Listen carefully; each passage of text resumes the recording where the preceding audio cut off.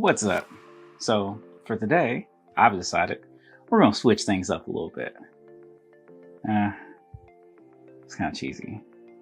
I guess what I'm trying to say is we're not playing games today. That's not true either. Alright, so I guess what I'm really trying to say is we're going to review the Switch 2 today.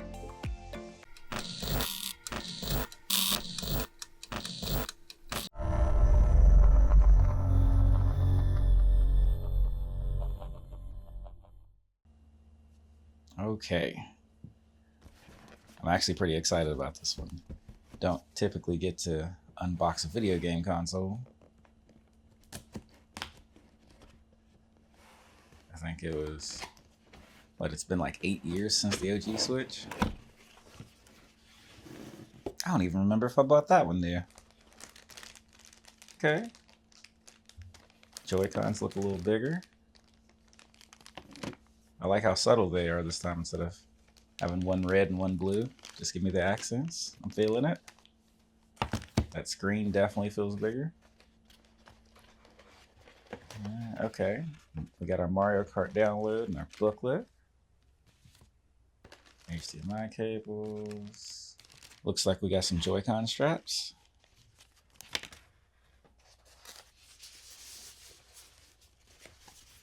And a Joy-Con controller, which I've never been the biggest fan of, but it's better than using a Joy-Con by itself, so all good.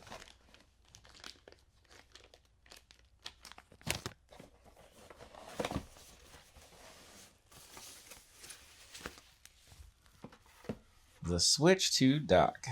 This one's supposed to be, what, new and improved? It's got a, yeah, I can see where the fan is. It's right back there. Okay, definitely feels a little bit more heavy duty, I guess.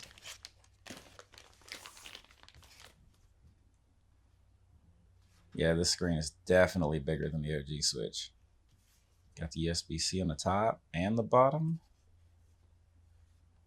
Okay.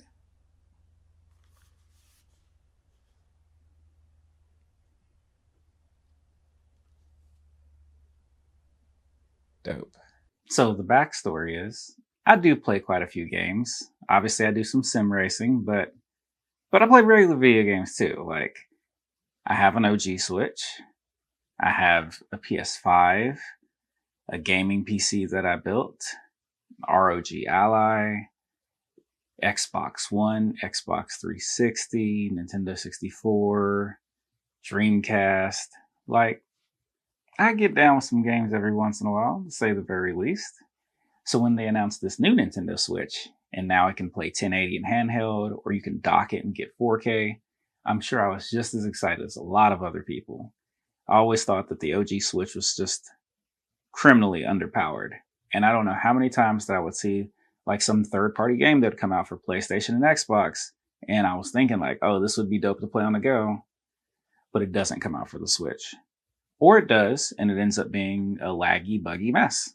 So I was really hoping that with this new one, things would change.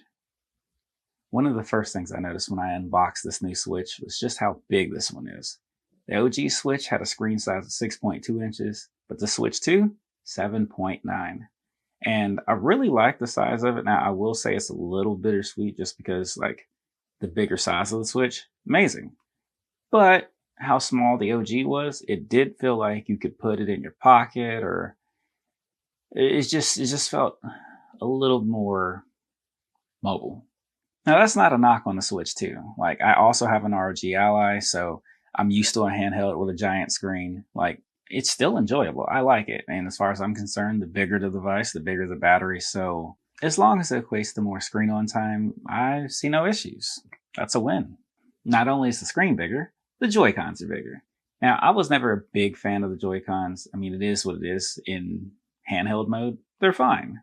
But popping those things off and using them, not a big fan of. Mario Party kind of forced me to do it a few times, and it is what it is, but I've always been more of a controller guy, like a pro controller guy. So, I don't know. We'll see how the Joy-Cons are. Hopefully there's no reports of stick drift. I didn't really have them on the OG Switch either, but that's largely because I used it in controller mode. So I don't know if it's just like a wear and tear deal or if some models just happen to have it. Who knows? Fingers crossed I don't get it. I know a lot of people were tore up because this is an LCD screen and not an OLED. I get that. And I'm sure that there's going to be a Switch 2 OLED coming at some point within the next few years. I'm not buying it because I'm not buying the same thing twice. Like if I buy a PS5, I'm not buying a PS5 Pro. It's just not happening. But, for the people that want to wait for it or people that don't mind buying a second device and just selling the first one, I get it. So hopefully that's going to be pretty sick too. One thing that I didn't realize I overlooked a lot with the OG Switch, the kickstand. Because the kickstand on the Switch 2 is amazing. Not only is it bigger, but you can put it in just about any position you want and it will hold the Switch 2 up. And I just never thought about that, but I'm so happy that they fixed it because it's pretty sick. I don't know why I'm so excited about a kickstand, but you can literally sit it at any angle you need. I like the fact that you can now plug up a camera to it. They've got game chat. Like, I feel like they're kind of catching up with the times. I do hope that there's some sort of like Game Pass program or PSN coming. I think that would put everybody right on par, but I guess we'll see. It seems like this launch has already had its fair share of controversies, whether it's people with MIG Switch cartridges getting banned or other people getting banned off of their usernames, the game key cards, which is kind of crazy too, which I've always been the type of person where if I can have the physical copy of the game, whether it means driving to a GameStop or ordering it online, like that's my move. So to buy a game and have the physical copy of the game, but when you put the cartridge in, it just starts the download. That's just, I don't like that. I don't want to say it's not fair, but it's BS. Like, no, I'm not a digital download guy. Like on the PC, that's one thing because I'm always going to have everything on that hard drive and it is what it is. But yeah, the game key cards, there's a special place in hell for that. That just needs to burn. I don't know what to say. I don't like it. I don't like it a lot. For the battery, the OG Switch had a 4300 milliamp hour battery. The Switch 2, 5200. Now I'm all about that. So I've heard reports that some games can be played close to 6 hours. Now for me, in like playing, let's say Mario Kart or Dead by Daylight, I'm getting a little over 2 hours. So I guess the graphically intense games, about 2 hours. And then if you play something that's a little bit easier on the battery, that's where you'll get your 6. That's fine. I'm cool with that. It's a bigger device and it's got better graphics, but you still get better battery life than the OG Switch. Now, the Switch OLED is a different story, but we'll compare that once the Switch 2 OLED comes out. Or maybe I won't compare because I'm not going to have it. So, I don't know. We'll see. Another thing that I really appreciate about the Switch 2 is it came right out the box with Bluetooth audio. Now, it still has a headphone jack, and that's cool, but I'm more of a person where I just want to hook up my Bluetooth earbuds, and if I'm on a plane, I'm doing my thing. I don't have any more cords like hanging off of me other than the Switch 2 probably plugged into a charger, but that's great to me. Now, after buying a new console, you usually have 2 issues. The first one, trying to buy other games for your brand new console. And 2, the backwards compatibility of its predecessor. And I know from firsthand experience when I bought the PS5, I didn't have a PS4 before that. So yeah, I did go back and order some PS4 games and download some PS5 games to the hard drive, but just already having like some Switch games and being able to put it in the Switch 2 and knowing that any one of the supposedly 10,000 Switch games would work, amazing. Now, I have heard that they do need to do some updates for some of them and have been doing it because a lot of them are just in 720 and I don't know if it'll get bumped up to 1080 or if it's just for bugs or graphics. But so far, everything that I've tried to run has run pretty well and looks fairly decent for a Switch. And another thing, so the Nintendo Switch Online or NSO or whatever they want to call it, like just being able to go back and play like Sega games or SNES, or regular NES, 64, GameCube. Like, that has been so much more fun than I expected. And like me and some buddies, we connected on GoldenEye and got to throw down. I will tell you, it didn't age as well as I had hoped, but it's still a lot of fun. Yeah, props to them.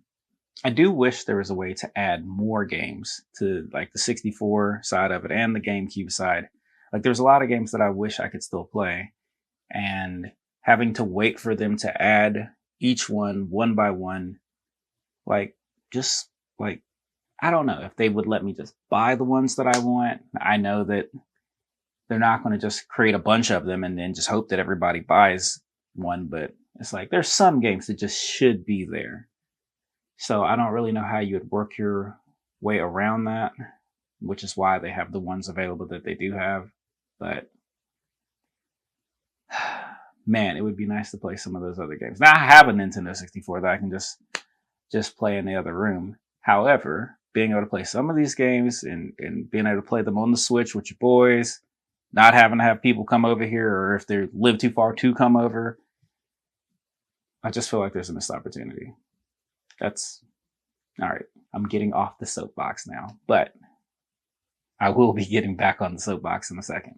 I mentioned earlier that it was really frustrating not to get some of the third-party games that you thought that would absolutely come out. Now I've seen like already they're talking about Madden's going to make it on there, the new WWE 2K25, which hopefully that will run better than WWE 2K18. That was just a mess and they just bailed on. But yeah, I'm hoping that there'll be a lot more third-party support. I've heard the game Kart thing is not exactly a fan favorite, but we need some more third-party support, or this is just going to be the same dumpster fire that the OG Switch is in, and I'll only be playing it just for the Nintendo games, and that would be very, very frustrating. So hopefully they can fix that. And crossplay. I was about to get off the soapbox, so I'm getting back on the soapbox. I'm getting so sick and tired of not having crossplay with the PlayStation group and the Xbox group. I mean, yeah, I have a gaming PC and I can still get around that, but if I am, out of town and I didn't bring my gaming PC, because who sticks a tower in their luggage and just goes somewhere? If I'm on the go and I didn't bring my Ally and I want to play on the Switch, like, give me some crossplay. I need the crossplay. This is a little ridiculous. When it came to games, of course, I bought Mario Kart World. I'm sure there was other ones that I could have bought, but I already had Cyberpunk for the PC, so there's no point. But I'm a big fan of racing games. Mario Kart just speaks to the soul, so I bought that thinking that I was going to have the same success as what I had in Mario Kart 8. And I don't want to sound cocky, and I don't want to brag about what I thought I was in Mario Kart 8. But I can tell you, it's not the same in Mario Kart World. Like, there's been plenty of races where I've led 2 out of 3 laps only to get hit by a blue shell or a red shell, and then end up in 22nd by the time I come off the last corner. Like, it is a dumpster fire. You can't get away from the mayhem. It's gotten so bad that the only way I can guarantee me finishing in the top 4 is literally to hang out in the back, get the items I want, and then on the last lap, take off. Like, I understand what they're trying to do. They're trying to make it a close race and to keep the crowd together. But it's just mayhem in there. There's no way to steer clear of all of that stuff. It's just not. Unless you're just so far out in front, and then if you don't have the right items, a blue shell, and then you're back in the chaos. So some trying times with Mario Kart, but I've figured it out now. And so with my new strategy of riding in the back plus the shortcuts, it's not terrible. But I do miss the days of where if you were just fast and you knew the shortcuts, you could just check out and you were straight. So I don't know. Maybe you still can do that, and maybe I'm just trash at it, but this is my experience so far within the first 2-3 weeks, however long it's been of me owning this thing. That being said, I'm very happy with my purchase. I don't regret it by any means. There are a couple of games that I really hope Nintendo comes out with. One being Star Fox. I need one of those. I'm gonna need me a F-Zero, like, hook me up. But yeah, so I like the Nintendo Switch 2 so much that I had a little epiphany. I decided that I no longer need my PS5. Now, hear me out. I know it's two different ballparks there, but I do have a gaming PC, and all of the things that I really like on the PS5 are on the gaming PC now. Like, I've got the God of Wars and the Spider-Man and Last of Us. Like, there's no reason for me to have the PS5 still. I didn't take it on the road with me when I was out of town. So I think that journey has come to an end. I'll still be playing some of those games on the PC, on the ROG Ally. I'll probably get the ROG Xbox Ally X. That's a horrible name. But I'll probably still get it as long as the price is somewhat reasonable. But anyway, enough of that. Back to the Switch 2. Switch 2, fire purchase. I really like it. I'm looking forward to seeing what they do with it and how much third-party developer support they'll have. But so far, it seems like it's a home run. But with that being said, let me know what you think in the comments. I'm real curious. And as always, take care.